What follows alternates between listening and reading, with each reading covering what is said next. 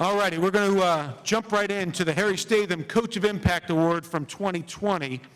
And the purpose of the award, and we're going to bring out Coach Statham in just a moment, is to honor a coach annually that uses the power of the coaching platform to make a positive impact on players, coaches, and others. The coach will be a person of high character and integrity who has served as an excellent role model and who has deeply impacted the lives of others. The annual winner of the Harry Statham Coach of Impact Award must have coached at the small college level for a majority of his career and must have a high degree of personal character and integrity. The coach may be a current or former coach, and small college will honor a living coach with this award on an annual basis. The winner of the 2020 award, Harry Statham Coach of Impact Award, is Ken Ammann from Concordia University in Irvine, California. Here with me to say a few words is the first coach in college basketball history to win 1,000 games, my friend, Coach Harry Statham. It's another wonderful weekend for small college basketball. You know, these Hall of Famers and special award winners. I want to say for John McCarthy, he has done an unbelievable job with this organization for several years. And next year is going to be a better year. COVID's gone. He has big plans in place. It's going to be a great year next year. John created this award, Coach of Impact, to emphasize the impact that coaches have on players, on the game, and on society. Because there's so much pressure to win anymore, sometimes this impact is ignored, and learning opportunities are wasted. Hopefully, this award will help coaches remember how much impact they have on their players. Coach Ammann is a huge winner. He has also done a tremendous job of developing team character. I want to just get a little bit personal here, so pardon my part of this, I need to say this. In 2003,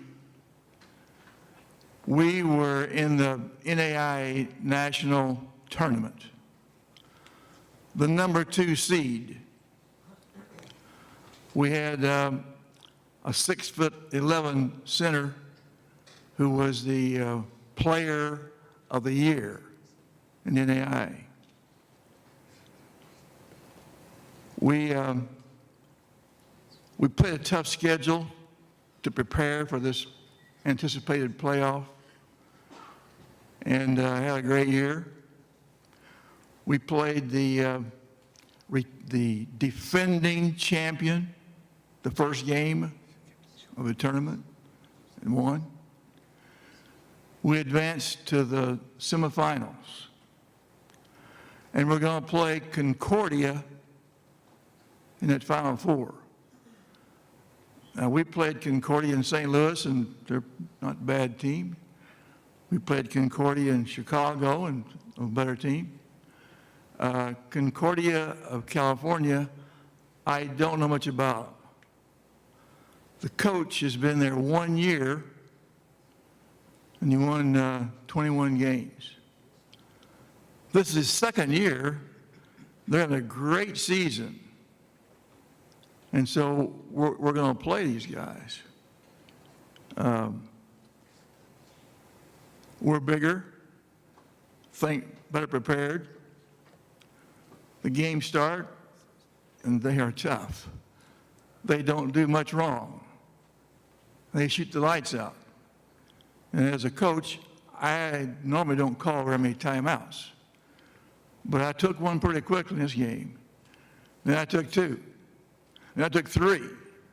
We called 4 timeouts the first half and got the game back to where I thought if we can play the last half, we may still win the ball game. They control the game. Coach in his second year, he beats us. He wins the national tournament, national championship in his second year out. What a great coach. What a great job. His players were terrific. They were cool. The coach and the players were just fantastic in their appearance and how they played the game.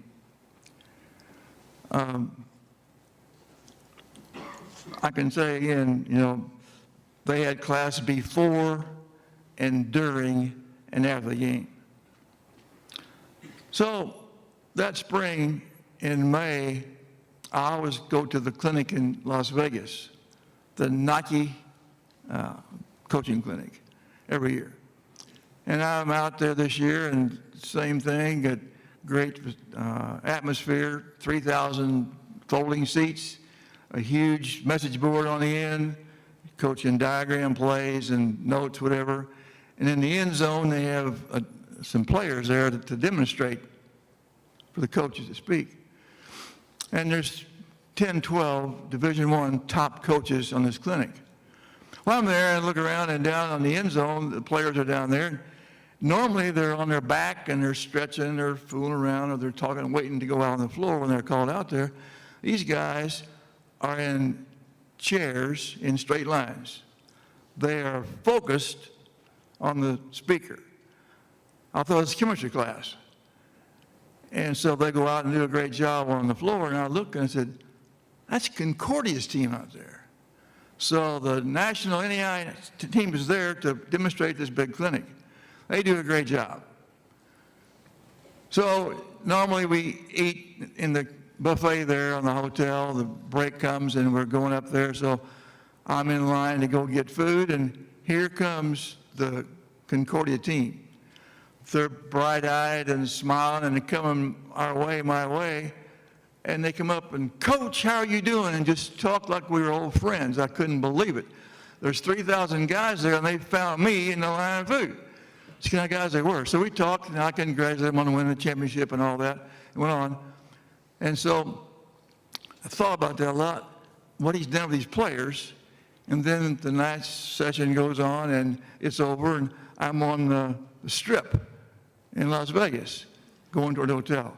Here come 4 or 5 players, I guess, or college guys. They had too much to drink. They got beer bottles, and we're going against the grain. It's noisy, and so I go on by.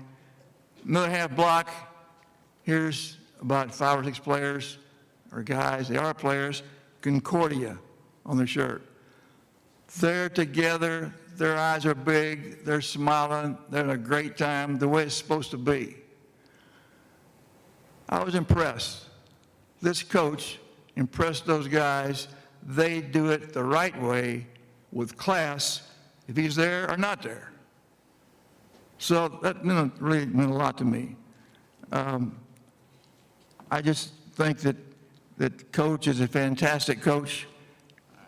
14 years in the NAIA, 10 trips to the national tournament, 2 championships, 2 runner-up, 2 Final 8, 2 Final 16. And I knew this guy, his second year of coaching. And I could predict at that time he's going to be good, but he was really good. So it's an honor for me to present Coach of the Impact Award to Ken Ammann of Concordia University. He's truly a coach of impact.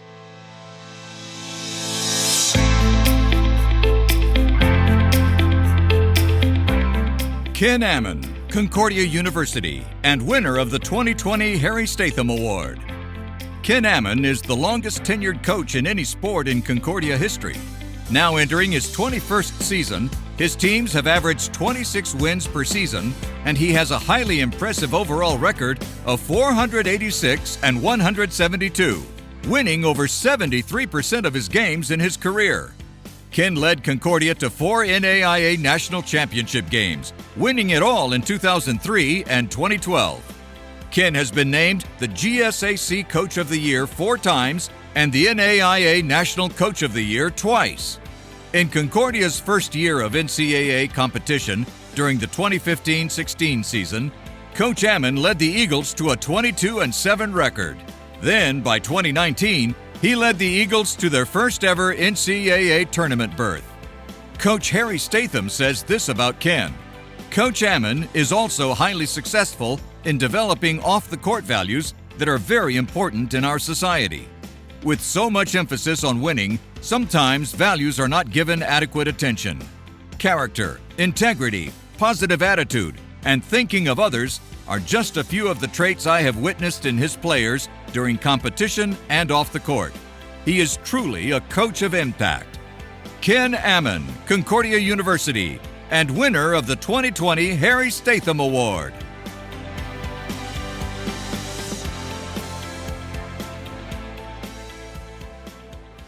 I want to thank John McCarthy. Your passion for small college basketball is so contagious, and what you've done so far. And I've learned so much just about how small college basketball has really impacted our society and our nation for social change. And I think you're going to see more about that in the future from John. He's got some great things in the works, and it does make you proud. Like everyone's telling you, hey, embrace this, embrace where you're at, and that's the reason why, because it's had more of an impact than major college basketball, and you'll see that in the months and years to come when you see some of the stuff that has happened in our sport at our level. So be proud of it, and it's nice to get some attention as a small college coach. We don't get a lot of love, right? We don't get a lot of media hype. I knew that when I took the job, and that was fine, especially being in California. It's really tough out there, at least in Missouri when you guys are winning championships. A lot of people know about it. We can't get people to even go to the UCLA games out where I'm from. So, it's nice to get some attention. It is nice also when you're, have a year like I did last year, where we've had a lot of great seasons, no bad ones. I can't say that anymore. Last year was absolutely awful. And thank goodness no one really even knew about it. Not even my good friends hardly even knew about it. They'd always ask me, hey, how'd you guys do last year? Awful, and thanks for asking. I really don't want to talk about it anymore. And they say, oh yeah, and they try to blow it off and change the subject. Yeah, I know COVID's tough. And no, it had nothing to do with COVID at all. We were just awful.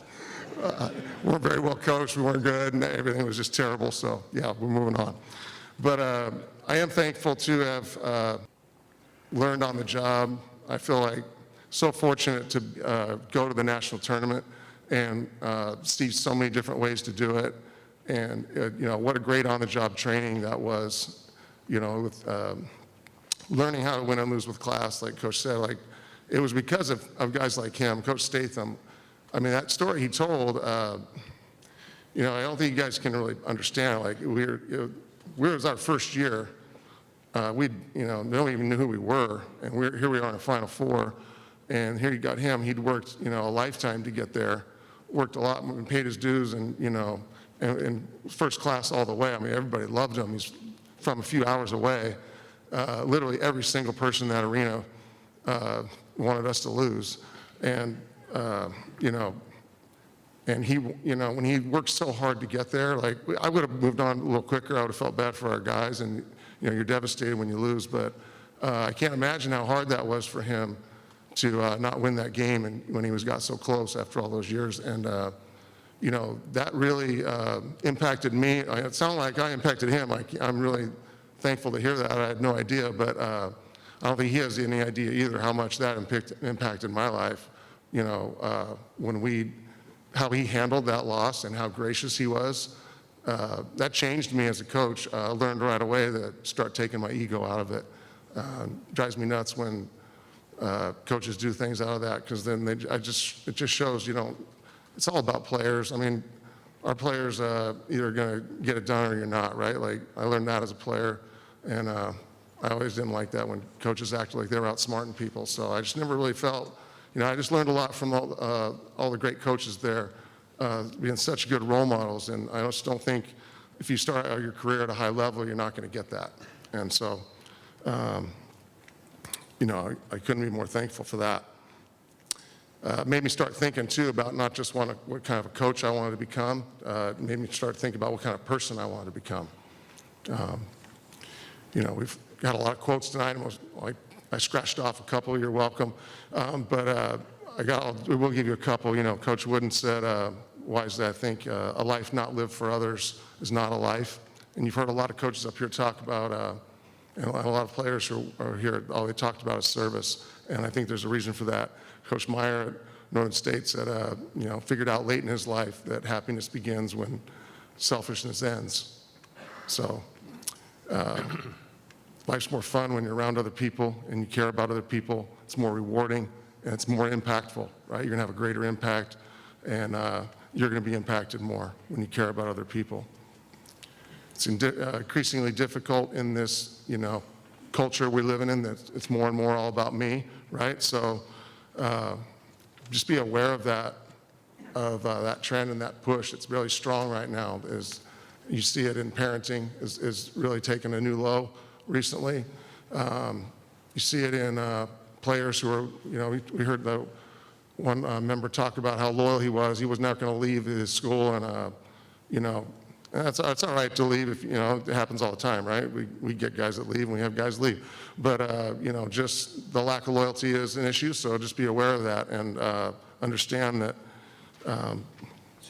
you're gonna have a greater reward when you do think about others. So think about what kind of person you're gonna be and not just what kind of player you're gonna be, because you're shaping these habits now that are gonna be harder to break later. So keep that in mind.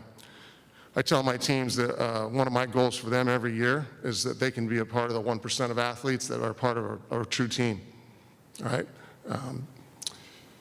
I think most athletes go through their entire lives and they were never part of a real team. And so that experience and that journey, if you can get it, it's way more fun. It makes everything more fun, all right, and more real when you compete for a championship and you are a true team. So all I can do as a coach is create an environment, and I'm very passionate about really trying to create an environment where that can happen for them, but it's really up to them. And so I try to create that environment, and hopefully they choose to come together. And we've had, most of our teams have come together and really played for each other. And but I'll tell you what, the last couple of years it hasn't happened. So it's all I care about right now. I want to win games. I think we're gonna have a good year. But really all I care about is these guys get there. So think about that too. Comes down to the constant choices you guys have to choose team over self, right? And it's going to be all year long, and you're going to make some mistakes. We all are. We're going to make selfish choices, but I think you just got to recognize that, address it, and man up. And it's never too late to do the next right thing right. So I think that's that leads to the stuff that gets you real tight and gives you the best chance to win. And you do it because it gives you the best chance to win, but it also gives you a fulfilling journey when it's all over. And really, that's what it's all about. That's the other thing I'm passionate about. I love my days as a college student athlete. If I could go back and get stuck and being a college athlete, played at a couple levels, got cut at a Division II, didn't get a D1 scholarship out of high school, got cut, went to a JC, and then I got a full scholarship at Stanford and started every game for 2 years. We won the NIT my senior year. It's a good comeback, right? Best comeback since Lazarus, or Michael Jordan. Probably a little better comeback, getting cut in high school and then greatest player of all time. But other than those two guys, it was a pretty good comeback, I think. I still love coaching, and I still love trying to get that my guys. I want my guys to all leave Concordia feeling like that was the best time of their life. And I love coaching young people. Being around young people keeps me young, and love seeing them compete. Love trying to get them to compete the right way. So go play hard, compete the right way tomorrow, you guys. Make an impact on this tournament. And I'd like to finish up with just very quick thank yous to Concordia for hiring me, even though I was their last choice. 3 other guys turned down the job. And they had to say, all right, we'll give it to this guy. He's never been a head coach, or we have to open it all up again. So they didn't open it up, and they gave me the job. And I thought I was going to be there a few years, and I've been there 21 years later. I'm still here, and I'm loving it. Thank my wife for,